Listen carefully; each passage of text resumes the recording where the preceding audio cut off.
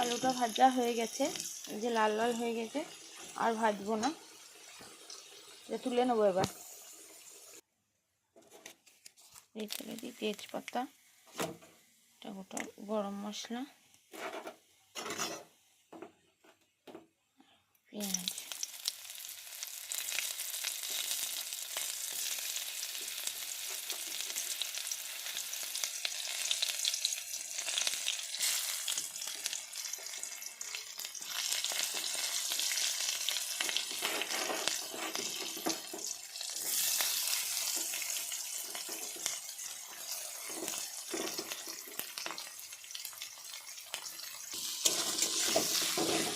কষবো একসাথে অনেকক্ষণ।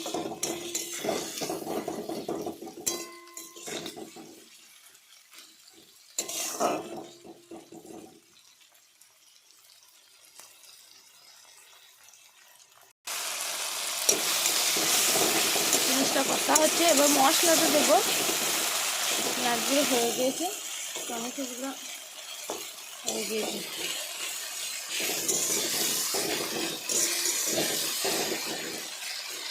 মশলাগুলো দেবো। জিরে, ধনে, লঙ্কা গুঁড়ো, হলুদ, আর একটা ভাজা মশলা আছে, সেটা শেষে।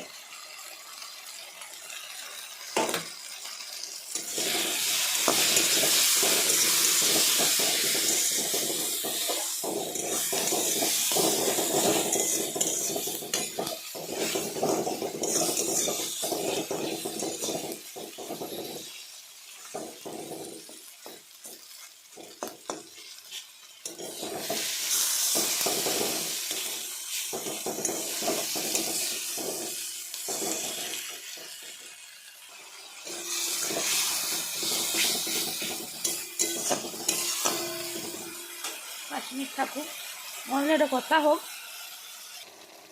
এই যে কষাটা প্রায় হয়ে গেছে, যে তেল ছাড়তে লেগেছে, এই কষাটার মধ্যে যখন তেল ছাড়তে লাগবে তখন জানবেন কষাটা হয়ে গেছে।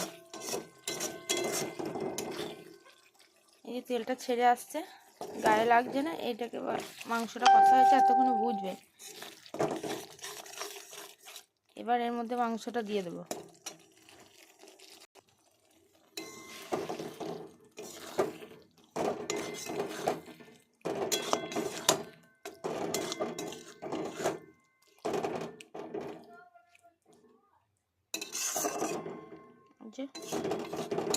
মাংসটা দিয়ে কিছুক্ষণ ঢাকা দিয়ে রাখবো, মাংসটা থেকে জলটা বেরিয়ে আসুক, তারপর মাংসটাকে নাড়বো। এখন এটা ঢাকা দিয়ে দেবো। এই যে মাংসটা থেকে জল ছাড়তে শুরু করে দিয়েছে।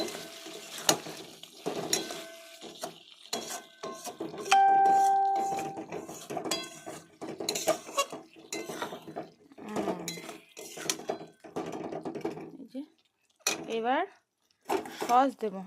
এই দেখুন, এটা কি সস, এটার মধ্যে একটু চিনি আর সোয়া সস আর চিলি সস আর টমেটো সস দেওয়া আছে।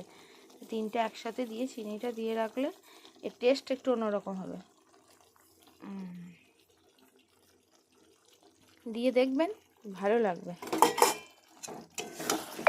এই যে একটা মিক্সিং সস গেল না, এই টেস্টটা টকটক মিষ্টি মিষ্টি দারুণ টেস্ট আনবে।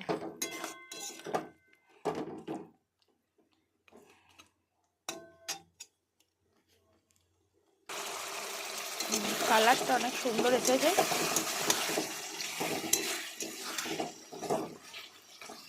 বুঝছেন, এবার এতে একটু কাশ্মীরি লঙ্কার গুঁড়ো দেবো, বেশি না, অল্প দিন, যাতে রঙটা আরেকটু আসে, ঝালটাও অল্প অল্প হবে।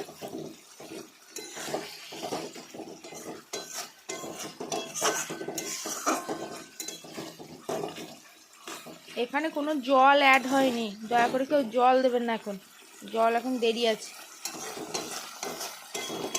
শুধু কষবে আর কিছু না, দমটা কমিয়ে শুধু কষানো। এটা এখন ঢাকা দিয়ে রেখে দেবো প্রায় 5 মিনিট। এবার আলুগুলো যে ভেজে রেখেছিলাম আলুগুলো দিয়ে দেবো।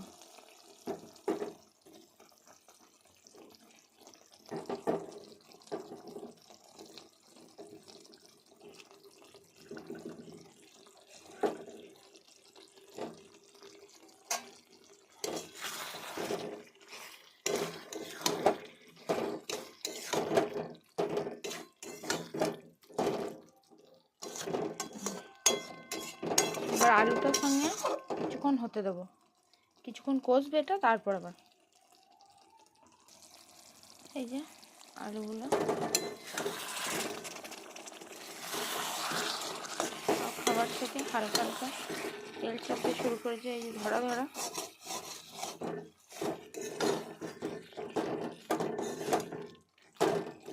এবার অল্প জল দেব, একটু দেবো, সসের জলটা ছিল ওটা ধুয়ে দিলাম, একটু জল একটু দেবো।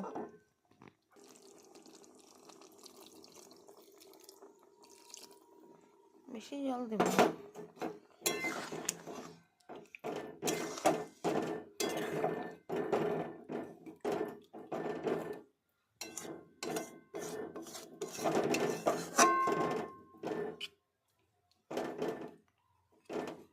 এবার এতক্ষণে গ্যাসটাকে হাই ফ্লেমে দেবো, এটা ফোটে যাতে। এতক্ষণ লো ফ্লেমে ছিল, এবার হাই ফ্লেমে দেবো।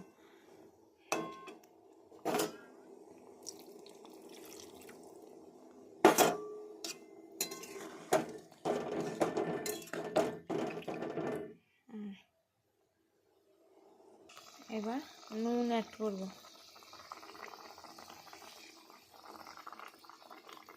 স্বাদ মতো নুন দেবেন। এটাকে এখন ঝোলটাকে একটু ফুটতে দেবো, ঢাকা দিয়ে দেবো। এটা এখন এটা 5 মিনিট ফুটবে, এমনি তো কষা আছে অনেকক্ষণ, 5 মিনিট ফুটলেই হবে। এই যে দেখছেন ঝোলের কালারটা পরিবর্তন হয়ে গেছে, কি সুন্দর একটা লাল রঙের ফ্লেভার এসছে। এটা প্রায় হয়ে এসেছে।